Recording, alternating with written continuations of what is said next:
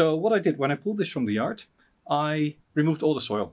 Then I clipped the main root from the trunk. This is something that you need to do when you have young plants, and particularly linden, oaks.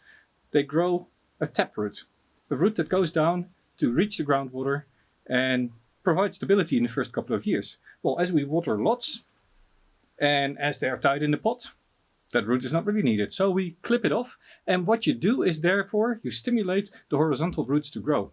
That is good for a nice nebari. So after doing that, I potted it in this pot, spread out the roots nicely, and left it to grow. You see it's tied down with a 3-point tie down to just keep it in place, and the roots have recovered nicely. As I was pulling this from my garden to show you what it has done, I saw some other things on these leaves. Now who knows what these little green points on these leaves are? If you look at them, they're like little cocoons, little swellings. And in fact, these are the homes of little mites. These mites, they, in spring, come from the bark of a linden tree. They crawl into the bud and they start eating the cells. And the cells respond to it and they grow little cocoons. And you see lots and lots of them here on this leaf.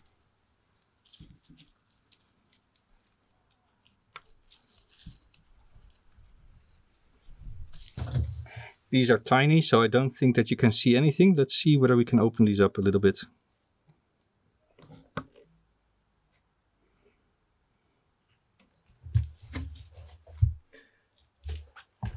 This is probably hard to tell, but you can see that these little cocoons are completely hollow. They're brown on the inside, and that's where the mites live. Cool, isn't it? I think it's cool. These leaves are not so pretty. The summer has been quite hot. There's quite a few holes. But overall, the tree is healthy. These mites, they are not really a problem for the tree. The tree can handle them quite well. If you don't like them, you can just, over summer, remove the leaves with the mites on them. Maybe in early spring, late winter, apply a dormant spray. But besides that, there's no real problem. Let's get it out of the pot. Let's have a look. Let's see what the roots have done.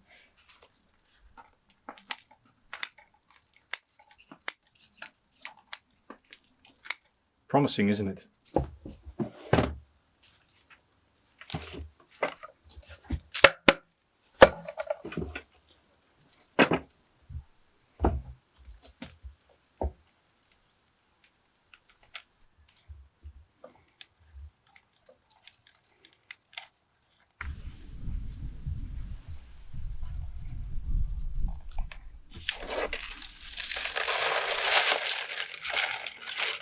So I'm now removing all the old soil from this growing season, and you can see what the roots have done in the time since I did this work in early spring.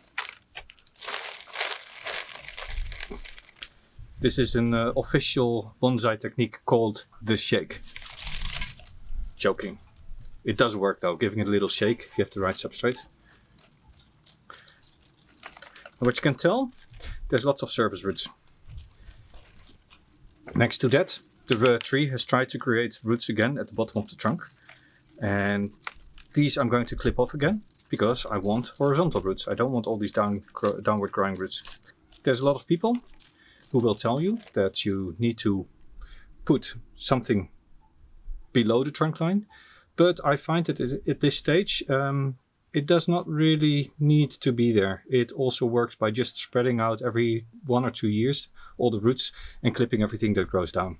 So for the sake of this video, I'm going to remove all the soil all the way up to the core and the trunk of the tree, so that maybe I can show you what the attachment of the roots look like.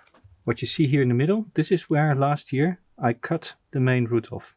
So you have a nice, perfect nebari here forming. So an alternative to clipping everything from the bottom going up would be to flip the tree around and start trimming the top roots away, and that way create a nice nebari.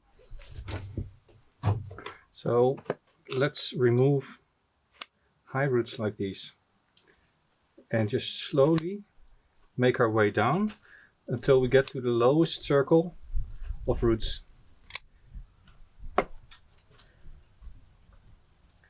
in the end, the aim is to get as many roots in the same plane as possible. Yet, we also want the tree to have stability. This is starting to look nice. In fact, here there's also already a nice root spread. It's a bit of a luxury problem that we have here.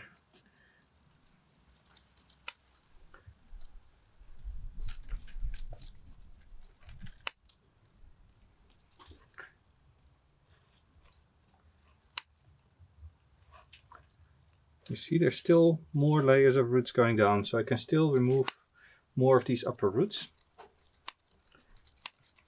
which will create a very, very nice flat root ball later on.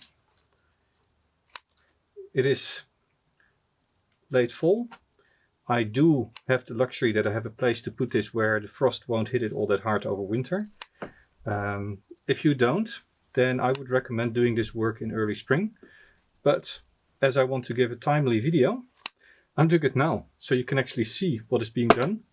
And then when you're working on your trees in spring and you're going for the repot, you know what to do. You know how to handle this sort of situation.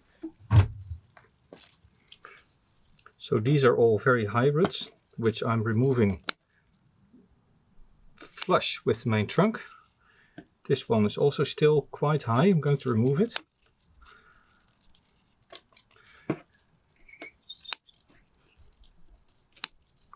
And slowly we're getting to the lowest roots here that will form the base of the nebari later on. So I'm clipping all the roots at the side root. This root is growing up, so that's going to go as well. Shorten it because I want ramification near the trunk. That way I get very short roots all around. But that's not a problem because the tree still has foliage and it will push more roots until winter hits. Always check at the bottom, there might be folded over roots. And that's pretty much it.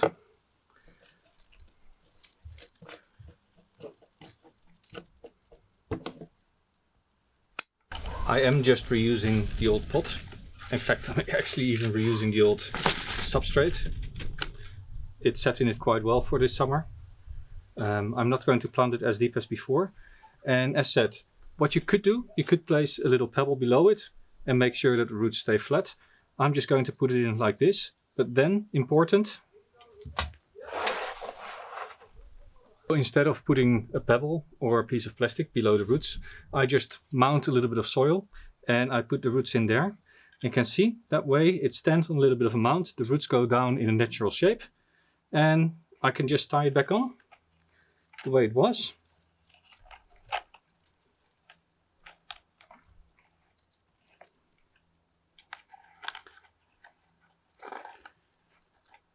And fill it back up with substrate.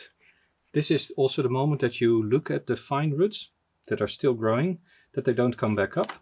Because right now it is sitting in the pot as it will sit for the rest of the year.